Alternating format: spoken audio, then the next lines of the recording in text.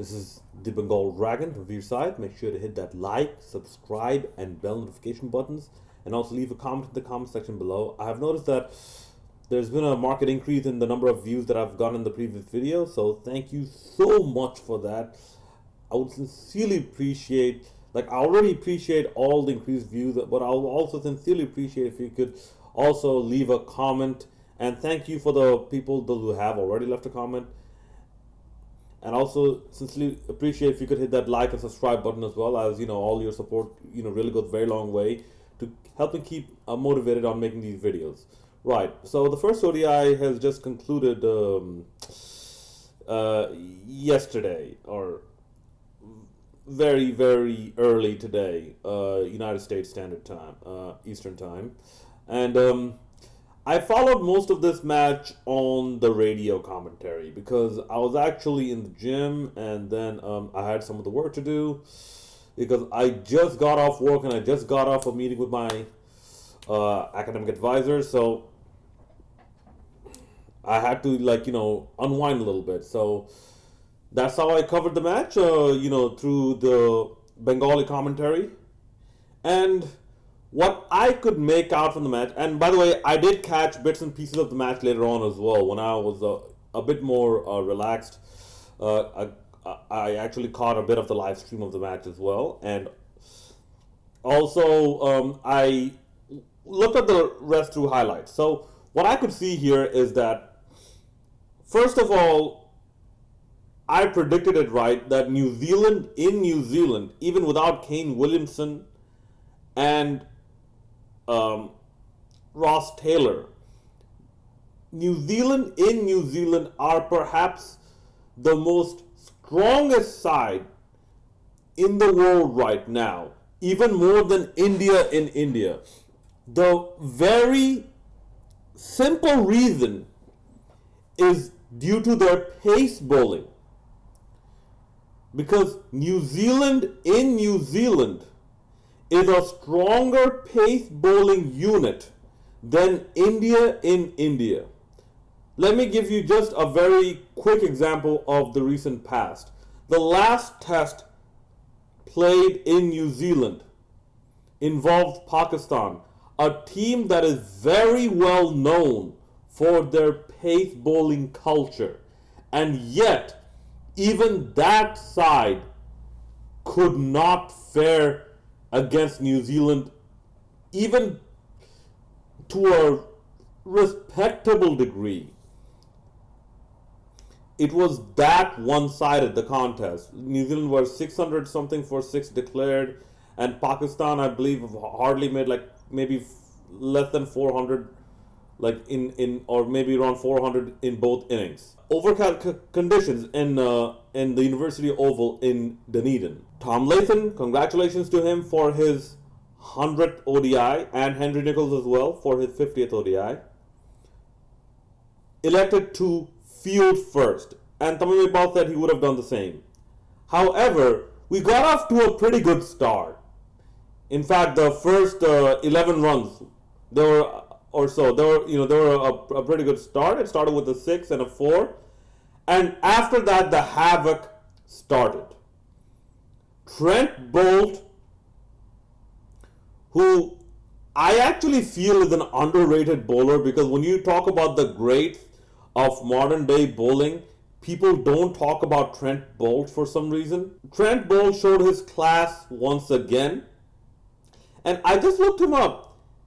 He hasn't even played 100 ODIs yet, which is actually quite telling. But anyways, he got Tamim Iqbal out with, I would say, a combination of a good delivery and of a premeditated intent. Because go watch that dismissal again. It was late swing into Tamim, and Tamim was wholeheartedly playing for an outswinging delivery, trying to be over smart, like how we say it in South Asia. So after that, Shommo Sarkar, he started off again, but I would still give him another chance because he came at a very difficult situation back at number 3 again. But I would also keep Shamashakar in notice, or like I'd keep him in check, or I'd put him on a notice that if you keep messing up a few more times, then you might as well be dropped from the team entirely. And I would stick with Shamashakar being put in a fixed position, because this number 7, number 3, number 7, number 3 fiasco has to stop. Okay, Liton Das, he got beaten by a cross seam delivery. Okay, he got beaten by variations by the New Zealand pace bowlers. And then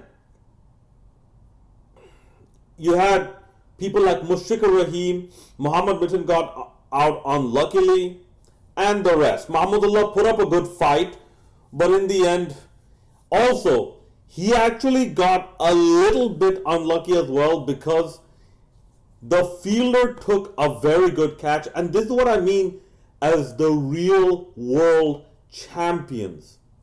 New Zealand are playing like the real world champions. That even at the very end of your innings, New Zealand will not let you off the hook. If there's even a slight chance of getting you dismissed, New Zealand would do that. And also, the batting lineup is a little bit in question. Why did Mohammad Mithun bat ahead of Mahmudullah? I don't know. Maybe Mahmudullah is designated to be a finisher.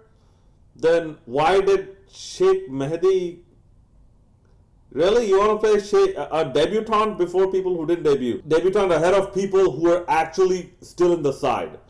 So the batting lineup, it might be in question a little bit, but given the performance, it wasn't that much of a factor, you feel.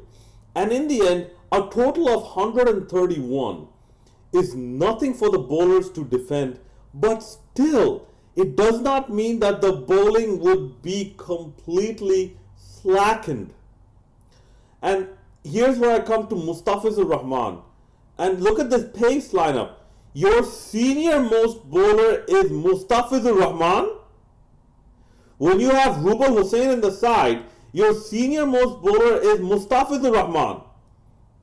That is very, very telling of how badly Bangladesh have planned this squad. They have planned this squad to be a batting heavy side, or a batting dependent side.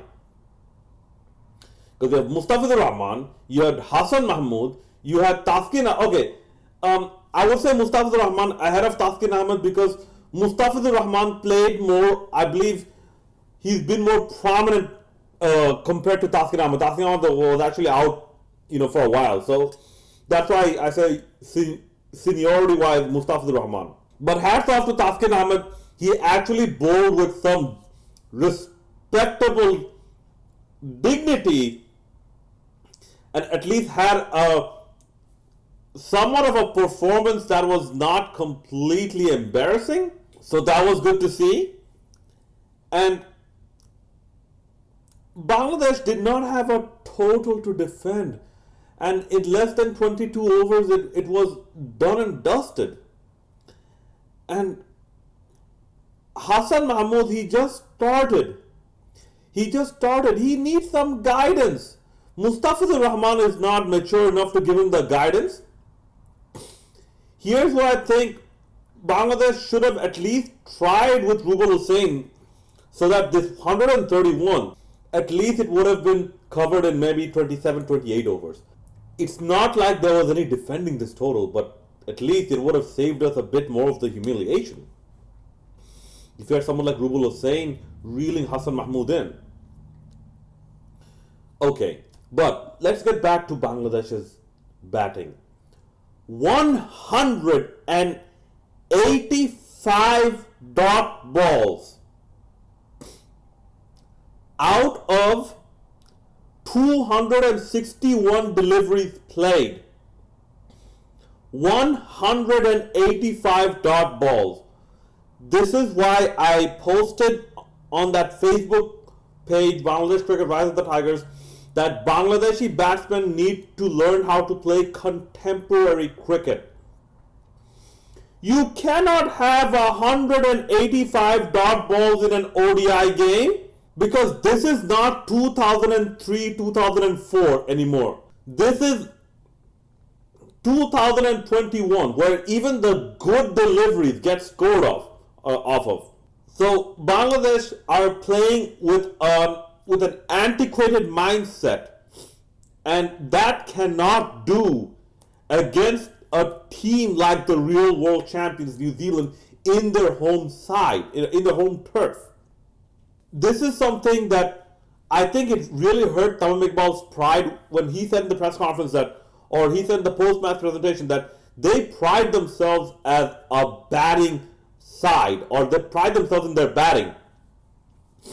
Yet you only had 66 scoring deliveries and you had 13 extras, and the best you could do is 131.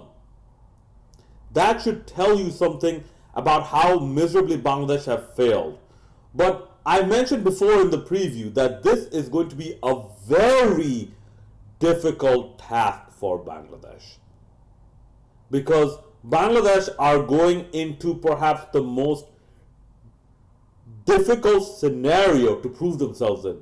This is more difficult than India in India and more difficult than Australia in Australia. And definitely more difficult than England in England. So overall, the New Zealand bowlers absolutely dominated the entire show. Bangladesh could not have done much because their batting let down their entire squad, from the people who played to the people who did not play. The Bangladeshi batting has let down all members of the squad in New Zealand. Alright, ladies and gentlemen, that is the end of my review of this match. There was nothing much to review because, the match ended early. So please do leave your comments in the comment section below about your thoughts about this match. And as always, hit that like, subscribe, and bell notification buttons. This is your boy, the Bengal Dragon, signing out.